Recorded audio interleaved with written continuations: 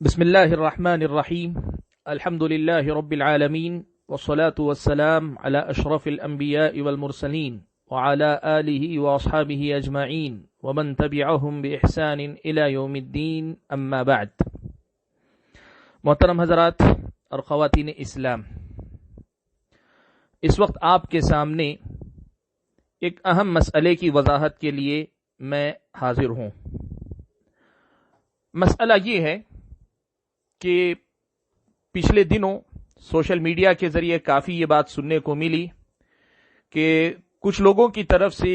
لوگوں کو یہ ہدایت جاری کی گئی ہے، خاص طور پہ شہروں سے دور دراز قریوں میں، کہ وہ رات کے 10 بجے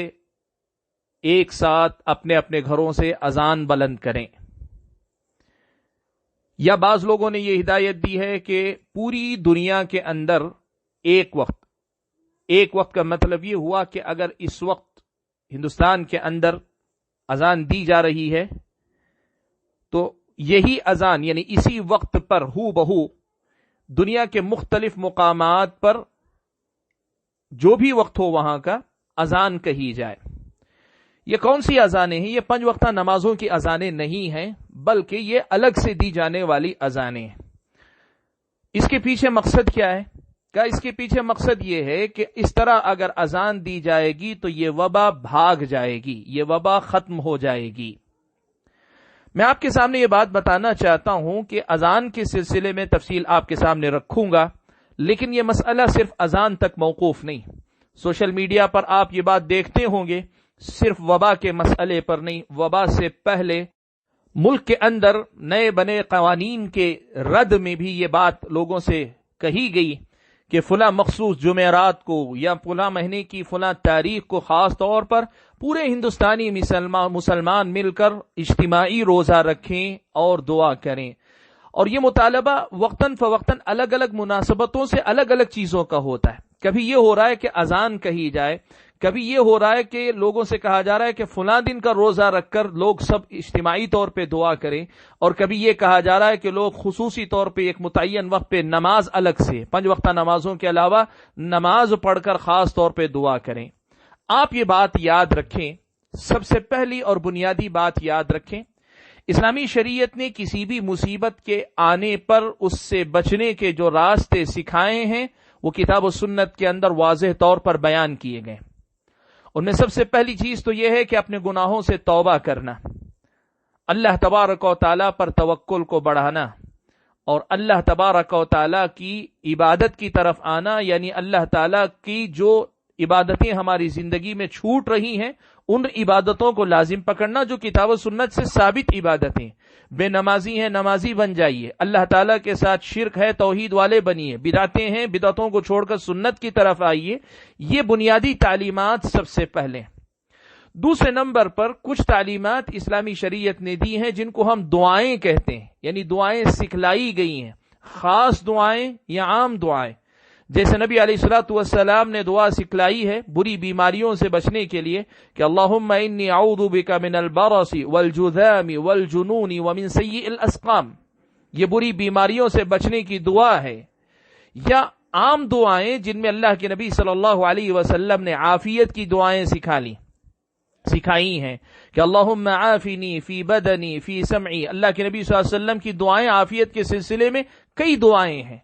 اور ان کے علاوہ بھی عموماً اللہ تعالیٰ کی سزا سے بچانے والی دعائیں اور اللہ تبارک و تعالیٰ کی رحمت طلب کرنے والی دعائیں ہیں۔ ان دعاؤں کے پڑھنے کا طریقہ بھی بتایا گیا ہے، ان دعاؤں کے پڑھنے کے اوقات بھی ہیں، یا وقت نہیں ہے تو آپ اپنے طور پر جب آپ چاہیں دعا کر لے سکتے ہیں۔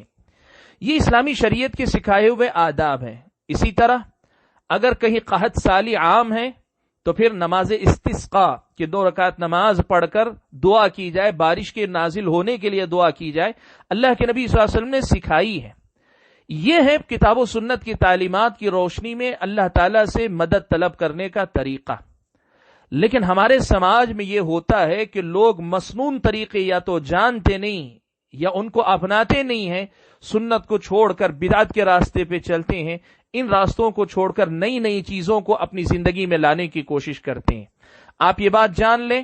یہ جو اذان دینے کا مطالبہ لوگ کر رہے ہیں، اس کے پیچھے اصل میں بنیاد کیا ہے اگر آپ تلاش کریں تو پتہ چلے گا کہ کچھ ضعیف حدیثیں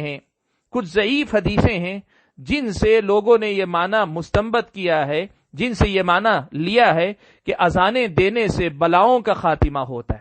میں آپ کے سامنے یہ بات بتانا چاہوں گا، پہلے تو یہ روایتیں ضعیف ہیں، ثابت نہیں ہیں، اور یہ بات آج نہیں، آج سے سینکڑوں سال پہلے علماء نے اپنی کتابوں کے اندر تحقیق کی روشنی میں واضح کر دی ہیں کہ ان کا ثبوت نہیں ہے، یہ حدیثیں ثابت نہیں، یعنی اللہ کے نبی صلی اللہ علیہ وسلم نے ایسا کرنے کا حکم دیا ہو، یہ بات ثابت نہیں ہوتی ہے۔ جب اللہ کے نبی سے ثابت نہیں ہے تو پھر اس پہ عمل کرنا کیسے ہو سکتا ہے؟ دوسری بات یہ ہے کہ اگر مان بھی لیں تو ان میں سے بہت ساری حدیثیں وہ ہیں جن میں عام اذان کے بارے میں کہا گیا ہے، الگ سے کسی اذان کا تذکرہ نہیں۔ بعض حدیثوں میں ہیں جو ضعیف ہیں، میں انہی کی بات کر رہا ہوں۔ ان میں سے بعض ضعیف حدیثوں کے اندر بھی پتہ یہ چلتا ہے کہ صرف اذان کے بارے میں کہا گیا، جس سے ممکن ہے کہ مراد یہ ہو کہ یہ 5 وقتہ جو اذانیں دی جاتی ہیں، یہ جو 5 وقتہ نمازوں کے لیے جو اذانیں دی جا رہی ہیں، اسی سے ان کا علاج ہوتا ہو یا اسی سے ان بیماری کے بھاگنے کا انتظام ہوتا ہو، اگر مان لے کہ یہ ہوتا ہے اس کی طرف سے۔ الگ سے کوئی اذان دینا اس کا کوئی حکم نہیں ہے، اسلامی شریعت میں اس کی کوئی گنجائش نہیں ہے، لہذا ہم اس سے پرہیز کریں۔ اتنا ہی نہیں، ایسی کسی بھی مناسبت سے خصوصی طور پر پورے لوگوں کو وقت متعین کرنے کے لیے دعا کرنے کے لیے کہنا، یا 2 رکعت نماز پڑھنے کے لیے کہنا، یا خصوصی طور پہ قرآن کی تلاوت کے لیے دعوت دینا، ایسا کرنا پیارے نبی صلی اللہ علیہ وسلم کی سنت کا معاملہ نہیں تھا۔ اللہ کے نبی صلی اللہ علیہ وسلم کا یہ معمول ہے کہ اللہ کے نبی صلی اللہ علیہ وسلم کو جب کبھی کوئی خطرہ محسوس ہوتا، پریشانی محسوس ہوتی، تو آپ نماز پڑھتے، لیکن اجتماعی طور پر اس طرح عبادت کرنے کے لیے اکٹھا نہیں کرتے تھے صحابہ کو۔ کوئی اعلان کرنا ہوتا تو کہتے الصلاۃ جامعہ، لوگ نماز کے لیے اکٹھا ہو جائیں، لیکن کوئی مصیبت کوئی بلا آئے تو لوگوں کو اکٹھا کر کے اجتماعی طور پہ نماز پڑھائیں، جیسے آج لوگ کرتے ہیں، اجتماعی دعا کریں، اجتماعی طور پہ روزہ رکھوائیں، اجتماعی طور پہ اذانیں دلوائیں۔ یہ اللہ کے نبی صلی اللہ علیہ وسلم کی زندگی کا معمول نہیں تھا۔ ہاں، ہر آدمی اپنے طور پر اللہ کی کثرت سے عبادت کر لے، اپنے طور پہ دعا کر لے، اپنے طور پہ استغفار کر لے، اسلامی شریعت میں اس کی گنجائش ہے، لیکن ایسے اجتماعی عمل کی دعوت دینا یہ غلط ہے۔ اور یہ بات یاد رکھیے کہ سنت سے ہٹ کر ایسے کسی کام کو کرنا یہ شریعت اسلامیہ کی نظر میں بدعت کہلاتا ہے، اور بدعت سے اللہ تعالیٰ کا عذاب بھاگتا نہیں ہے اور چمٹ جاتا ہے، بدعت سے اللہ کی رحمت آتی نہیں ہے، لوگ اللہ تعالیٰ کی رحمت سے اور زیادہ دور ہوتے چلے جاتے ہیں۔ میں آپ کو بتانا چاہوں گا کہ اس سلسلے میں حافظ ابن حجر رحمۃ اللہ علیہ 852 ہجری میں ان کا انتقال ہوا، علم حدیث کے بڑے جلیل القدر عالم دین ہے، ساری دنیا ان کا نام جانتی ہے۔ انہوں نے لکھا ہے اپنی زندگی کا یہ واقعہ کہ قاہرہ مصر کا بڑا مشہور شہر ہے، آپ جانتے ہیں، قاہرہ میں 833 ہجری میں ایک طاعون عام ہوا۔ جب طاعون عام ہوا تو پھیلتے پھیلتے اتنا شدید ہو گیا کہ ایک ایک دن میں 40 لوگ جو ہے یا اس کے قریب یا اس سے کم لوگ مرنے لگے، یعنی 35-40 کے لگ بھگ لوگ جو ہے روزانہ مرنے لگے۔ تو اب اس کا حل کیا تھا؟ ظاہر بات ہے اللہ تعالیٰ کی طرف توبہ کرتے، رجوع کرتے، یہ تو تھا، یا اس کے لیے جو جائز اسباب ہیں علاج کے طور پر ان کو اختیار کیا جاتا۔ لیکن حافظ ابن حجر رحمۃ اللہ علیہ بیان کرتے ہیں کہ لوگوں نے کیا کیا، لوگ ایک دن 4 جمادی الاولیٰ کو کیا کیے، صحرا میں نکل کر گئے، اور لوگوں سے کہا گیا بھئی 3 دن تک روزے رکھو، اور پھر اس کے بعد یہ بھی کہا گیا کہ جو ہے سب لوگ اکٹھا ہو جاؤ، اور لوگوں کو آخر میں 3 دن کے روزے کے بعد اکٹھا کر کے اجتماعی دعا کی گئی، اور وہاں دعا کرتے ہوئے گھنٹہ بھر لوگ ایک ہی جگہ پہ میدان میں اکٹھا کھڑے رہے۔ حافظ ابن حجر رحمۃ اللہ علیہ کہتے ہیں ایسا کرنے کے بعد ہوا یہ کہ ابھی 1 مہینہ یا جمادی الاولیٰ کا مہینہ ابھی ختم ہی نہیں ہوا تھا کہ مرنے والوں کی تعداد 40 جو تھی، ایک ایک دن میں 1,000 لوگ مرنے لگے۔ یہ کیا ہے؟ یہ ہم اور آپ کو بتاتا ہے کہ کتاب و سنت کی تعلیمات سے ہٹ کر آپ عمل کریں گے، اللہ تبارک و تعالی اگر ناراض ہوئے تو اللہ نہ کرے ہمارا یہ عمل ہمیں شفا کے بجائے، اللہ نہ کرے ہم اور آپ کو اس قسم کی پکڑ میں لے آئے جہاں ہماری سزا سخت ہو جائے، ایسا نہ ہونے پائے۔ میں آپ کو بتانا چاہوں گا اس سلسلے میں اہل علم میں سے کئی ایک نے اپنے آڈیو بنائے ہیں، کئی اہل علم نے اپنے بیانات میں، کئی اہل علم نے اپنی تحریروں میں اس سے آگاہ کرنے کی کوشش کی، لیکن اس کے باوجود اس کثرت سے اس سلسلے میں سوال ہو رہا ہے کہ مجھے خود بھی یہ بات آپ کے سامنے رکھنی ضروری محسوس ہوئی، اس لیے میں نے آپ کے سامنے یہ بات رکھ دینا مناسب سمجھی۔ میں ایک پہلو یہ بھی آپ کے سامنے لانا چاہتا ہوں، آپ کو پتا ہوگا کہ ہمارے اپنے ملک کے وزیر اعظم نے اسی مہینے کی 22 تاریخ کو جب جنتا کرفیو کا اعلان کیا تھا تو شام میں 5 بجے سارے لوگوں کو اکٹھا ہو کر تالی یا تھالی بجانے کی دعوت دی تھی، اور بہت سارے لوگوں نے باہر نکل کر تالی یا تھالی بجائی بھی۔ اب اس کے پیچھے کیا لاجک تھی، کیا بات تھی، میں آپ کو کیا بتاؤں۔ اس سلسلے میں اقوام متحدہ کے ایک ادارے نے ایک بات بڑا خطرناک تبصرہ کیا، کہا ہے کہ ہندوستان میں ماضی قریب میں اس سے بڑی حماقت نہیں دیکھی گئی۔ میں آپ کو بتاؤں کہ بہت سارے لوگ اس کو سائنٹیفکلی جسٹیفائی کرنے کی کوشش کر رہے تھے کہ سائنسی اعتبار سے یہ ایک پریکٹیکل مسئلہ ہے۔ ان کا کہنا یہ تھا کہ آوازوں کا جو زور ہوتا ہے اس سے ایک وائبریشن پیدا ہوتا ہے، اور وائبریشن کی جو ایک لہر چلتی ہے تو اس کی وجہ سے اس وائرس کو جو ہے ہٹانے میں مدد ملتی ہے۔ حماقت تھی، ایسا کوئی جو ہے سائنٹیفکلی کوئی پروون ایشو نہیں تھا، یہ مسئلہ نہیں تھا، سائنس جس کی تصدیق کرے ایسا کوئی مسئلہ نہیں تھا۔ میں نے بتایا نا آپ کو کہ اقوام متحدہ کے ایک ادارے نے اس اقدام پر کہا کہ ہندوستان میں اس سے بڑی حماقت ماضی قریب میں کبھی نہیں دیکھی گئی کہ ہندوستان نے کی ہے۔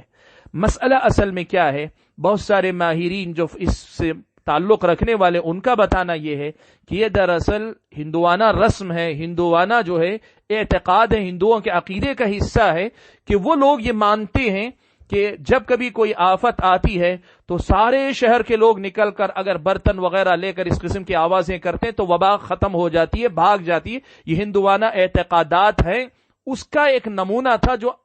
وزیر اعظم نے جس کا یہاں مطالبہ کیا۔ چاہے جو بھی مطالبہ رہا ہو، میں یہ بتانا چاہتا ہوں کہ کہیں ایسا تو نہیں کہ ان کی دیکھا دیکھی کچھ لوگوں نے یہ سمجھا ہو کہ چلو ہم تالی اور تالی نہیں بجائیں گے، لیکن ایسے اعمال ہم بھی کریں گے کہ ہم آواز دیں گے اذانوں کی، ہم آوازیں دیں گے تکبیر کی، اللہ اکبر کا نعرہ بلند کرنے کا مطالبہ ہو رہا ہے، بہت سارے جگہ پہ روزہ رکھنے کا، اجتماعی طور پہ دعائیں کرنے کا۔ یہ مطالبات کہیں ان سے مشابہت کی ایک شکل تو نہیں ہے۔ ہم لوگوں کو قرآن و سنت کی تعلیمات کی روشنی میں اہل علم سے رہنمائی لیتے ہوئے جو شریعت نے سکھایا بتلایا، اپنے گھر پہ رہیے، اپنے گھر میں عبادت کیجئے، گڑ گڑائیے، اللہ تعالیٰ سے دعائیں مانگیے، اس وبا کے خاتمے کے لیے اللہ تعالیٰ کے سامنے اپنا دامن پھیلائیے، اس لیے کہ پیارے نبی صلی اللہ علیہ وسلم نے یہ بات ہمیں سکھلائی بتلائی ہے کہ اللہم لا مانع لما اعطیت، اللہ تعالیٰ تو دینا چاہے تو کوئی روک نہیں سکتا، ولا معطی لما منعت، اور اگر تو روک لے تو کوئی دے نہیں سکتا ہے۔ تو ہم اور آپ اللہ تعالیٰ کی طرف رجوع ہو، جو صحیح ثابت شدہ اعمال ہیں وہ کریں، جن اعمال کا ثبوت نہ ہو یا ثبوت دینے والے دیتے ہیں لیکن معتبر نہ ہو شریعت کی نظر میں، اہل علم کی نظر میں، تو ایسی چیزوں سے پرہیز کریں۔ اللہ تعالیٰ سے دعا ہے کہ اللہ تعالیٰ مجھے اور آپ سبھی حضرات اور خواتین کو ان باتوں کا خیال رکھنے کی توفیق عطا فرمائے، آمین۔ وآخر دعوانا الحمد للہ رب العالمین، والسلام علیکم ورحمۃ اللہ وبرکاتہ۔